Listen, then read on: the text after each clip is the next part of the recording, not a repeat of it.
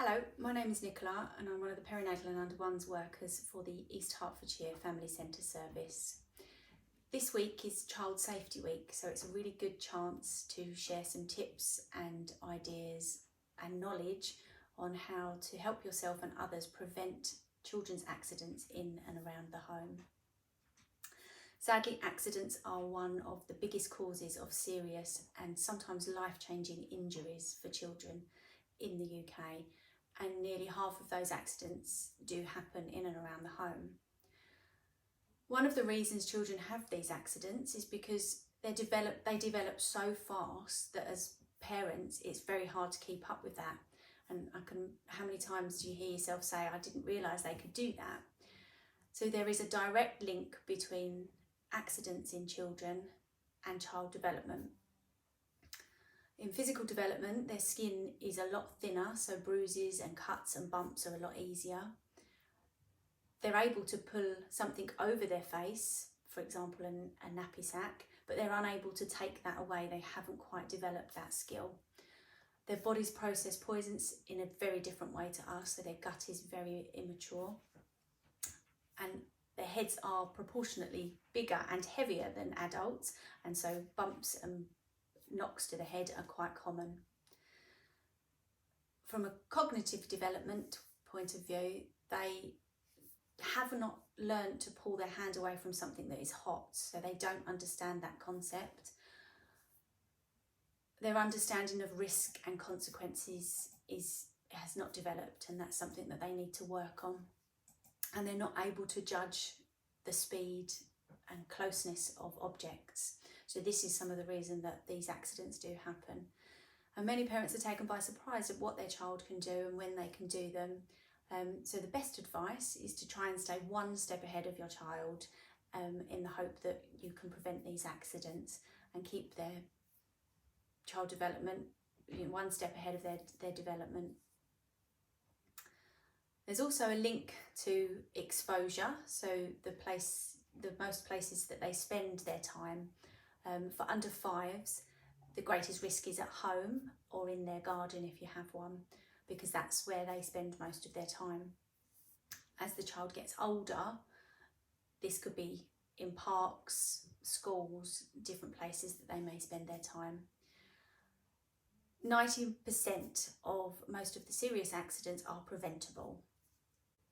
There are 5 main categories that under fives accidents fall into. They're threats to breathing, which can include choking, strangulation and suffocation, falls, poisoning, burns and scalds, and drowning. For choking, it's around 40 under fives are rushed to hospital every day from swallowing something or choking on something that they shouldn't have in their mouth. And as we know that babies, the first thing they want to do with things is put it into their mouth. So it's just about keeping an eye on what you have, what's around them. Food is the most likely cause. So for babies, as they start to introduce solid foods, is thinking about what you're giving them, how it's prepared, how you cut it up for baby to manage. There is obviously toys and small objects are things that can also cause choking. There is a website called the Child Accident Prevention Trust, and they have a really good handout that talks about finger foods without fear and ways to prepare foods and to look at foods to avoid choking. Falls are one of the most common accidental injuries in children. And most falls aren't serious, but obviously there are some falls that can lead to very serious consequences. There are lots of safety equipments that you can buy that can help prevent these falls. Safety gates are very good for stopping babies going up and down stairs, but also stopping them from going into rooms that you may not wish them to go into, such as the kitchen, or even out into the garden without you there. Window locks are very important. Windows that can open very fully are quite a big risk for children to fall out of them. 5-point harnesses, so that's a harness that you would get in a pushchair or you would get on your high chair, and that's a 5-point harness, stops your baby from falling out of them. They're really important to use. You can get lots of impact absorbing surfaces, so that's play mats, mats that you can get, foam mats, also mats that go around play areas and in the garden, and they obviously help from falls onto the ground. And anti-slip products, so there's anti-slip products such as bath stickers or bath mats that you can put on the floor, but obviously anti-slip mechanisms to put under rugs and things like that, so once baby is moving around and they're quite quick and they're running about, you know that you can stop them from slipping with using those. You can also get corner protectors to go on the edges of tables, which will stop toddlers from bumping their heads as they start to cruise around the furniture.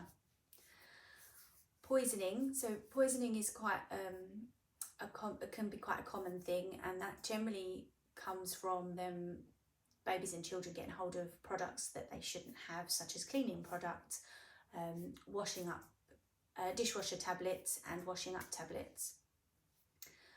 As soon as they're able to, babies will put things in their mouth, so it's really important that as soon as you can, you lock all of those things away in either in a high cupboard, or you can buy cupboard locks and you put them in your low cupboard and you lock them.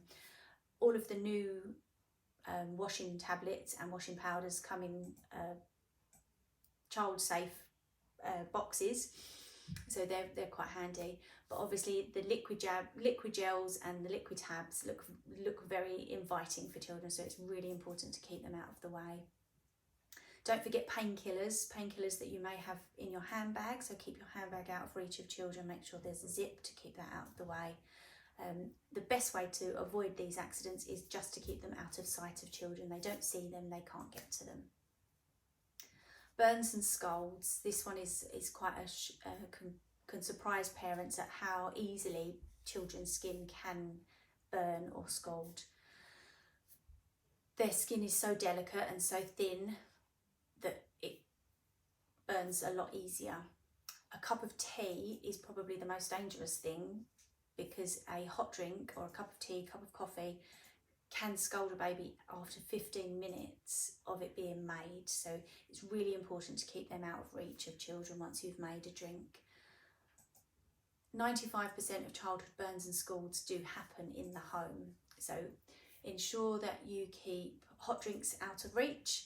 Hair straighteners is a really important thing to keep out of reach. They can still burn a child after 8 minutes after they've been turned off.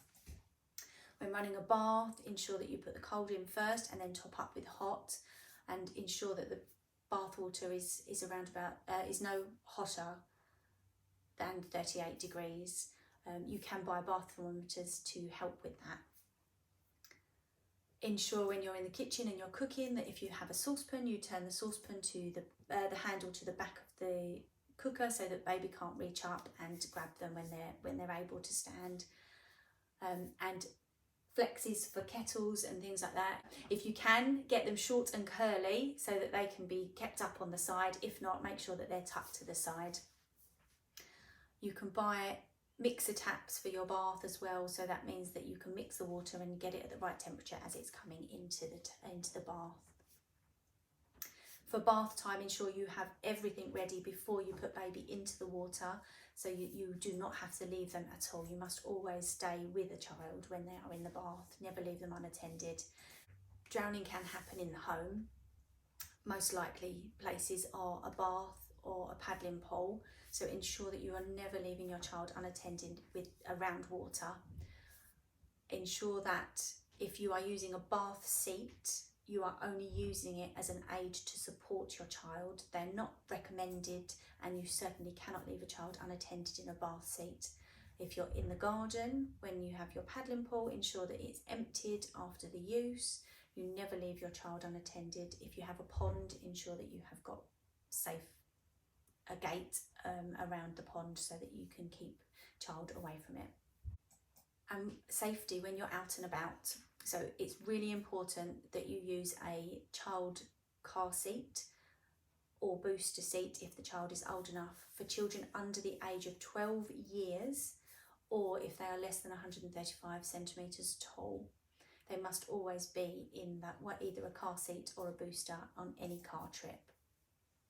Adult seatbelts are not designed for children. They don't sit in the right places on their body. So it's really important that you use the appropriate harness for the appropriate age child.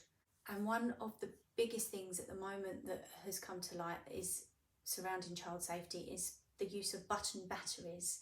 Button batteries are the small flat batteries. You tend to find them in some slim remote controls, key car fobs, key finders, thermometers, things like that. So it's really important that you keep those out of reach of children. They can cause an awful lot of damage if they're swallowed, and because they're so tiny and small, you may not know straight away that they have swallowed them. Lots of objects have them in, and they're so easy to get hold of. It's really important that you monitor that.